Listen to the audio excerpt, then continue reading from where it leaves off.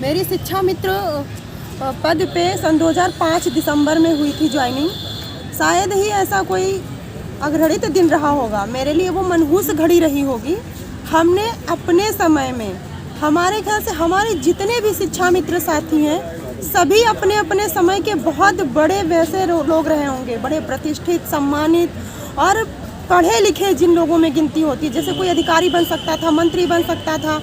अगर ये शिक्षा मित्र नहीं होता तो वो कुछ भी बन सकता था, किसी भी मैनेजर, डॉक्टर या इंजीनियर कुछ भी बनने के वो लायक है। ये चीज़ हमने आज 15 सालों में देखी है।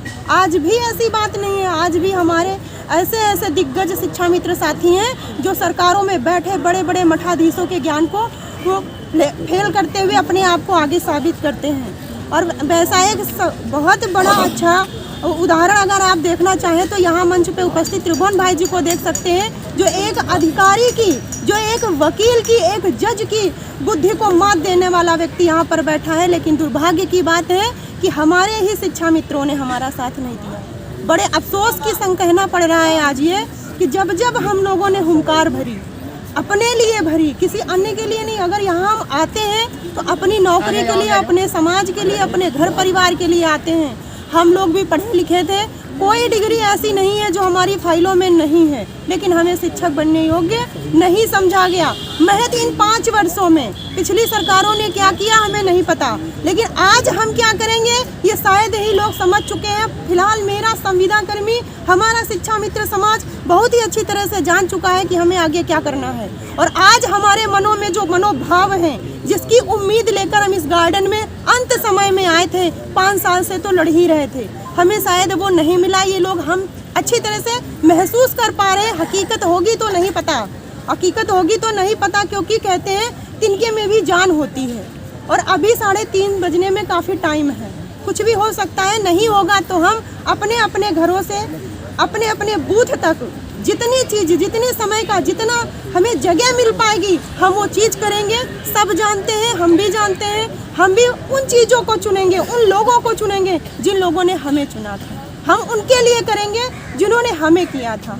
हमारी 22,500 रुपये से ज्वाइनिंग थी।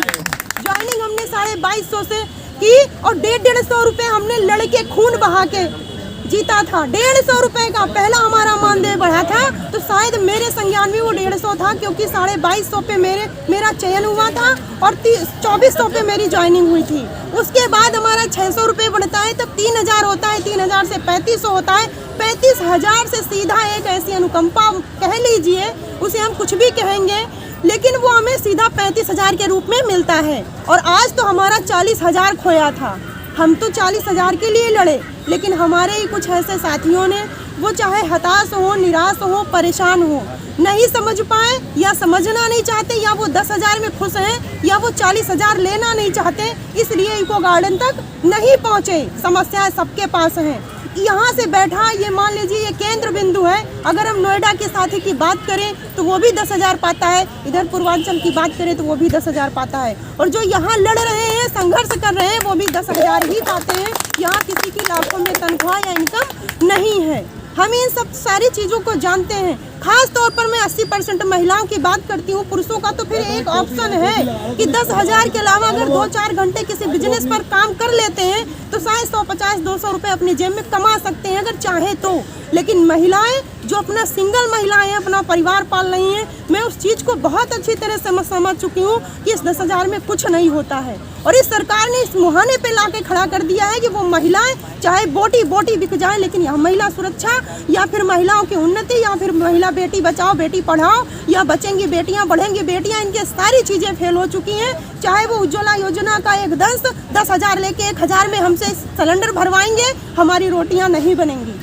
अगर हम अपने बच्चों की बात करते हैं, अगर हम कहीं उनके पढ़ाने की सोचते हैं तो उनकी सालों में लाखों रुपए की फीस होती है। जिस उम्र पे हम आ चुके हैं, हमारे बच्चे 17-18 साल के अब जवान हो रहे हैं, हमने इस उम्र में नौकरी पाई थी। आज अपने बच्चों को हम कौन सी शिक्षा देंगे, क्या बताएंगे? हमारे बच्चे हमसे पूछते हैं 10,000 की नौकरी हम नहीं करने वाले, हम और कुछ कर लेंगे। नौकरियों से मोह हट गया उनका। घर में ही वो देख रहे हैं कि कैसे हमारे माँ बाप मर रहे हैं। हमने कई ऐसी घटनाएं देखी हैं जिनमें पति पत्नी दोनों शिक्षा मित्र थे और दोनों ही अकाल काल के मुंह में चले गए। उनके बच्चों का क्या होगा? ऐसे संविदा कर्मियों से हम यही कहेंगे इस वार्डन में जो हमने 10 से 5 सालों में झेला है, वो कभी अपने बच्चों को संविदा कर्मी की नौकरी नहीं कराएगा तो सिर्फ सरकारी या फिर अपने आप वो खुद आत्मनिर्भर बन जाए, जैसा कि योगी बाबा कहते हैं।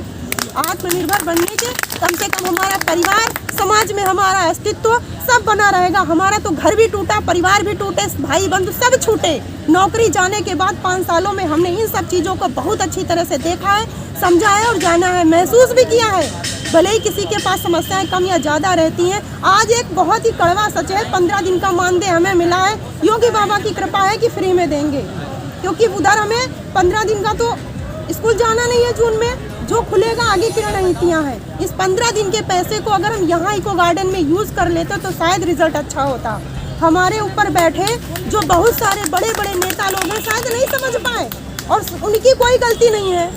हमने सहयोग में कुछ भी किया है, गलती उनकी बिल्कुल नहीं है। हम इसलिए नहीं देंगे क्योंकि हम नहीं चाहते कि हमारी नौकरी मिले। किसी भी नेता की क्या औकात है जो हमसे कुछ करा ले, हमें इको गार्डन में बुला लेता या कहीं कुछ कर लेता। हमने उनके हर धरने में सहयोग करके तालियां पीटी हैं, हमने उनके लिए शाबाशी बख्शी है, वो उस काबिल थे। लेकिन आज वो उस काबिल नहीं है। इन धरनों का जिन लोगों ने विरोध किया है उनको बहुत बहुत आभार। जिन लोगों ने सपोर्ट किया, अपना समय कीमती दिया, उन सब लोगों को दिल से, तहे दिल से बहुत बहुत आभार। इन्हीं सब शब्दों के साथ पीड़ाएं बहुत हैं। सारे शिक्षा मित्रों के मन में यही चीज़ें चल रही हैं। हम लोग कहाँ तक बखान करेंगे? एक दिन की बात हम 5 साल में नहीं कह सकते। 5 सालों में हम पर क्या बीता हम वो चीज़ें नहीं बता सकते हैं। इसलिए सभी लोग अपने अपने मनों को मजबूत करिए, अपने अपने बूथों को मजबूत करिए। जो हम कर सकते हैं हम करेंगे, लेकिन अपने लिए लड़ेंगे जरूर। जय हिंद, जय शिक्षा।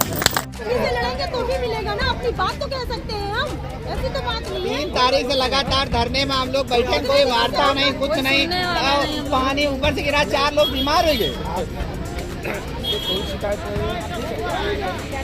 हम बहुत शांति प्रिय मैडम, ये अंदर देखना है। 5 दिन से हम लोग बैठे हैं, एक आदमी पूछने नहीं आया कि आपको क्या दिक्कत है, क्या समस्या है ना। भाजपा का संकल्प ये देखिए।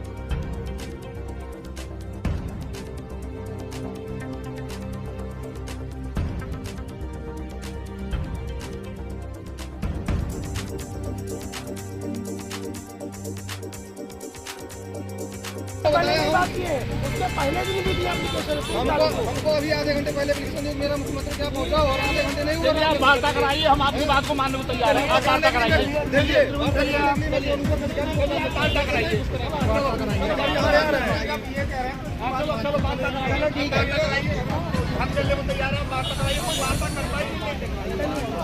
पुलिस बल ने रोका, जिसमें वार्ता के लिए जो है उन्होंने किया। वार्ता के लिए